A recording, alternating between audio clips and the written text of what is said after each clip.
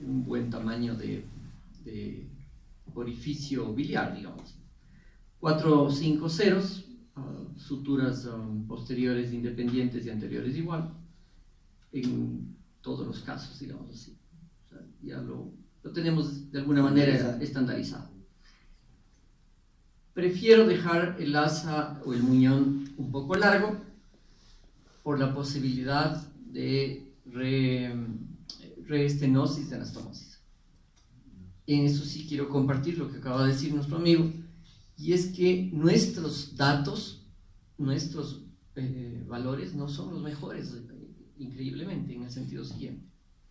Primero, hoy por hoy, tenemos un índice de lesión de vía biliar de 0,57, que para nosotros es demasiado alto. Siendo un hospital de tercer nivel, deberíamos haber bajado. Segundo, la lesión de vía biliar no se produjo por ningún residente, sino son por médicos tratantes. Todos. Más de 100. Todas las lesiones están por médicos tratantes, y eso es interesante tomar en cuenta. Probablemente una de las causas es que los residentes tienen más miedo y van con más temor, y probablemente lo hacen con ese temor que amerita el respeto a la vía biliar. Y claro, también es porque el tercer nivel nos hemos quedado con las vesículas más graves.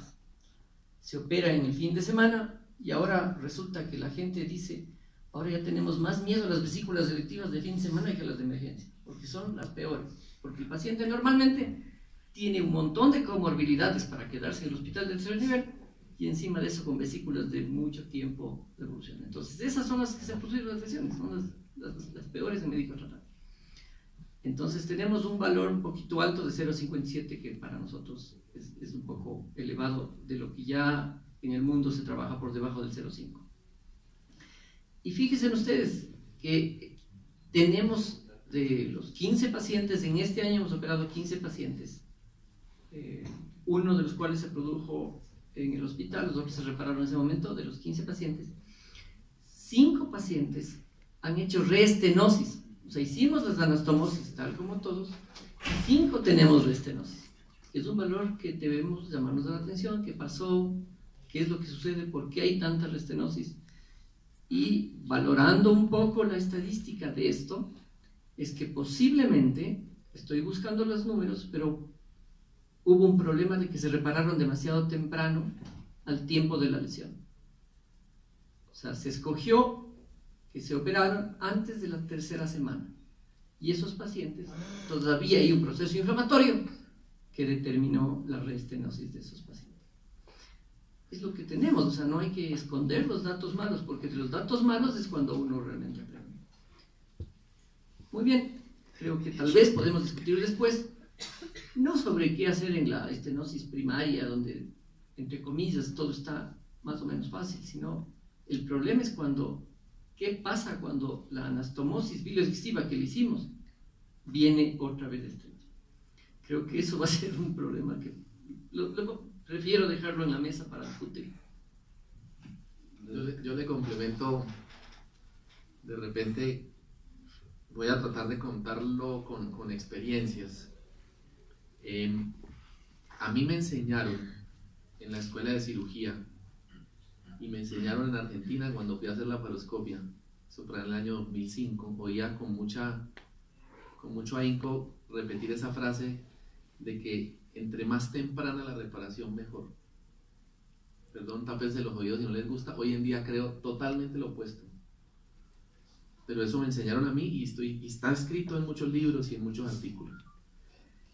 ¿Por qué me pasó un poco eso? Porque luego cuando empiezo a hacer cirugía endoscópica, empiezo a manejar las estenosis de esas, lo que estaba contando el doctor.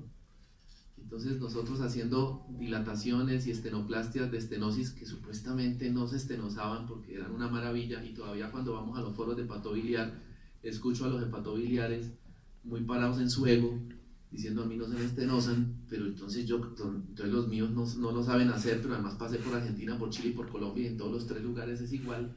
Luego creo que las cifras, aquí retomando un poco el tema del doctor Rubiano, son todas cifras intuitivas. Entonces, son todas cifras derivadas de observaciones en el corto plazo, a 2 años, a 5 como mucho, pero aquí necesitamos efectividad a 30 o a 40. Estamos hablando de pacientes generalmente jóvenes que van a vivir bastante. Entonces, cuando yo lo empiezo a ver desde esa perspectiva, cambia mucho la percepción. Yo hoy en día, cuando me llaman, yo trabajo en un hospital muy grande, en varios de hecho, pero a mí me llegan las estenosis de vía biliares porque me buscan cirujanos colegas que saben que yo no soy un come hombres y que buscan un amigo o alguien que les ayude a solventar. Probablemente hay otros mejores que yo, pero me llegan bastantes.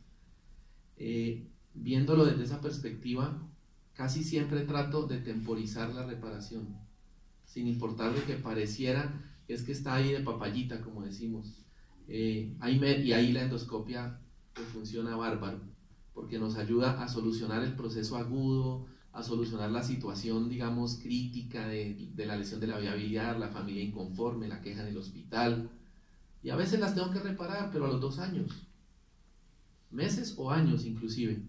Eso a veces lo digo porque también las cifras de estudios que han sido básicamente series de casos iguales que los de la cirugía abierta. No hay ningún experimento clínico ni ningún metaanálisis de experimentos clínicos que haya comparado a las intervenciones, sino son puras series de casos. Y claro, encontramos metaanálisis de series de casos también, pero eso no le sube el nivel de evidencia. Y ahora que andamos muy en boga con el tema endoscópico, entonces desde los trabajos de Costamaña, y hoy en día ya tenemos metaanálisis con miles de pacientes que dicen que la efectividad terapéutica del manejo endoscópico es del 75%, 76%. ¿Y contra qué la comparamos? Pues contra un histórico que está en la cabeza de nosotros, que era una efectividad por ahí parecida del tratamiento quirúrgico. Cuando a mí me toca lidiar las estenosis del quirúrgico, entonces yo saco una primera conclusión que probablemente no todos compartamos, y la repetí en mis charlas: si no está dañado, no lo arregle. Es decir, si yo tengo una lesión en el hepático común, y tratemos de arreglarla con lo mínimo que sea necesario y no tratemos de sobrearreglarla. Si necesitamos arreglarla de mayor magnitud, pues el tiempo nos lo dirá, y siempre que el hígado del paciente se mantenga sano y bien drenado y con una calidad de vida satisfactoria, y ahí los stents funcionan bárbaro, pues dejamos que la lesión se estabilice y al final arreglamos lo que de verdad está dañado, y no ese abordaje que a veces en agudo uno termina haciendo, y es arreglando lo que todavía no está dañado, y pues ahí uno queda cometiendo un entre comillas crimen, pero libre de, porque uno no fue el que hizo la injuria inicial. Y ahí hay una última apreciación que tiene que ver con el tema percutáneo. Yo ahí combinamos todo el asunto endoscópico. Luego, cuando llegó el doctor Cárdenas a trabajar conmigo, él mismo me dijo: pero pongámosle un drenaje. Y yo: ¿pero para qué? ¿Para qué? Si esta no tiene comunicación la vía biliar arriba abajo, tenemos que repararla. Y yo: pero pongámosle un drenaje porque eventualmente nos puede ayudar a localizar. Hoy en día yo no reparo una vía biliar sin un drenaje puesto. Y yo sé que no lo hace así mucha gente. Como los reparo tardíos, entonces los reparo, y los reparo ultra asegurados. Tenemos un drenaje en la vía biliar que nos la localiza. Si en la laparoscopia no la logramos identificar, le empezamos a poner agüita y vemos como una bomba y se diferencia en el pegote la porta de la vía biliar, la identificamos mejor, hacemos las reparaciones laparoscópicas, que sé que son exigentes desde el punto de vista manual, pero desde el punto de vista visual son 30x de aumento, y además un auditorio viéndola si queda bien hecha o no unas lupitas solamente.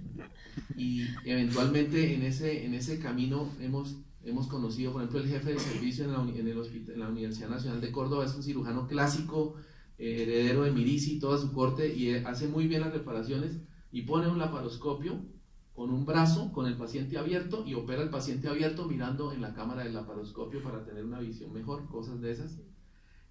Ahí hay otro tip que probablemente no mucha gente hace. Al final ese drenaje nos permite tener un drenaje interno, prácticamente cero bilirragia, y además pensar en que siempre podemos fallar.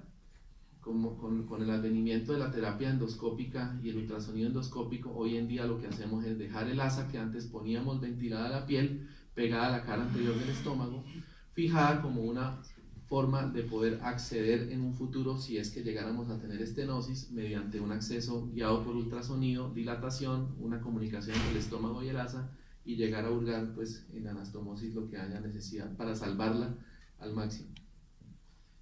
Un comentario muy breve, antes de pasar ese micrófono para allá. En relación al nivel de reparación y hacerla muy temprano o después, tiene que ver mucho con la lesión térmica que se provoca durante la operación. Cuando uno hace un trasplante de hígado, que a mí me tocó hacer eso durante muchos años, uno corta la vía biliar con tijera y hace una anastomosis muy baja sin mayor problema. Cuando uno corta la vía biliar en una pancreatoduodenectomía, también la cortas pues abajo, apenas arriba del cístico, y haces una anastomosis, claro, muy dilatada, pero sin ningún problema. Entonces, el problema de hacer una reparación inmediata en el nivel casi de la lesión es que después la lesión térmica va a provocar la estenosis. Lo ideal sería hacerla en forma inmediata o transoperatoria, pero mucho más alta para no tener esa lesión térmica. Pero hacer una anastomosis muy alta a nivel de la bifurcación y más hacia el hepático izquierdo requiere sí un grado de experiencia mucho mayor. Entonces no podemos recomendarle que a un cirujano que se lesiona una vía biliar intente repararla muy alta, porque después al que la va después a tratar de volver a reparar va a ser muy difícil. Entonces hacer una anastomosis baja en alguien sin mucha experiencia está bien, aunque después no sé, ya uno la puede reparar mucho más alta más adelante. Con respecto a la pregunta de la función o el rol que cumple el intervencionismo en las lesiones quirúrgicas de vía biliar, hasta hace unos años cumplíamos un rol contemporizador nada más. Cuando el paciente estaba colangítico, hacíamos el drenaje vía biliar en ese momento, o en las estenosis post-hepático yeyuno, en donde hacíamos también al principio un tratamiento contemporizador, y después vimos con los protocolos de Costamani, etcétera, que empezábamos a hacer tratamientos definitivos por vía mini-invasiva. Hoy en día estamos haciendo reparaciones definitivas por vía percutánea de lesiones completas del hepático derecho, por ejemplo. Uniéndolos, a veces podemos recanalizar el hepático derecho y unirlo a la vía biliar, dejar drenado el paciente y después tratar la estenosis como hacíamos con las estenosis benignas de vía biliar, y tenemos series de casos todavía, pero tenemos pacientes asintomáticos a 2 años de seguimiento con esta terapéutica. O sea, creo que el rol de la endoscopía y del intervencionismo cada vez va a ser más preponderante en el tratamiento definitivo de las lesiones quirúrgicas de vía biliar. Y sin duda comparto lo que dicen mis colegas aquí, que la reparación debe ser lo más temprana posible, siempre y cuando sea detectada precozmente y no esté en el contexto de una infección intraabdominal y demás. Si no, hay que diferirla lo más posible cuando el paciente no esté séptico, no tenga infección local, etcétera, etcétera. Y sobre todo si hay asociada a lesión térmica, que es la causa de estenosis a largo plazo.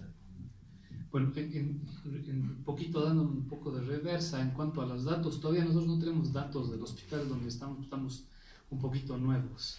Llevamos 3 meses en el hospital, entonces no hemos tenido un caso propio todavía, pero nos han empezado a llegar sospechas porque saben que estamos empezando a trabajar en esto, hemos reparado una que otra. Entonces es por eso que todavía no tenemos casos propios. Van a haber, en todo hospital las hay, y más en donde hay cirujanos que están entrenándose y haciendo más. Coincido con el doctor López en lo de las cirugías de sábado y domingo. Me parece que ahí hay una premura por salir rápido y por hacer un número grande, ¿no es cierto? Y tal vez ahí una lección para prevenirlas sería pues revisar bien la indicación de cirugía de ese paciente. Como que la primera pauta para prevenir una lesión de vía biliar sería, realmente necesita una Corelab, ¿no? Porque a veces somos un poco flexibles con los pacientes que van y no los estudiamos bien. En cuanto al tiempo de reparación, ahí sí les invito a los del auditorio a revisar la experiencia del instituto en donde yo me formé, con el doctor Chan y con el doctor Mercado. Ellos publicaron ya hace un año un último estudio sobre el tiempo de la reparación, si es que este afecta a la patencia, que es lo que nos interesaba ver, si es que por repararla más temprano se estenosa más pronto o una cosa de estas. Entonces el estudio tuvo 3 grupos, uno antes de los 6 días, otro entre los 6 días y las 6 semanas y otro pasado las 6 semanas. Al final del estudio se concluyó que la patencia de esa anastomosis no se modifica en ninguno de los 3 grupos. Sin embargo, el grupo operado entre después del 6º día y antes de la 6ª semana tenían más comorbilidades, más complicaciones, sepsis, neumonías, trombosis, fugas. Entonces eso se queda más tiempo. Sí, no es por la patencia de la anastomosis. Eso por un lado. Y por otro lado, claro, nosotros está muy bien protocolizado en donde nos entrenamos nosotros, y las reparaciones todas son altas. En todas bajamos un pedacito del segmento 4 para descender la placa iliar. En todas le damos el factor de crecimiento del lado izquierdo, como el Hepkino, y pues eso es lo que se hace básicamente.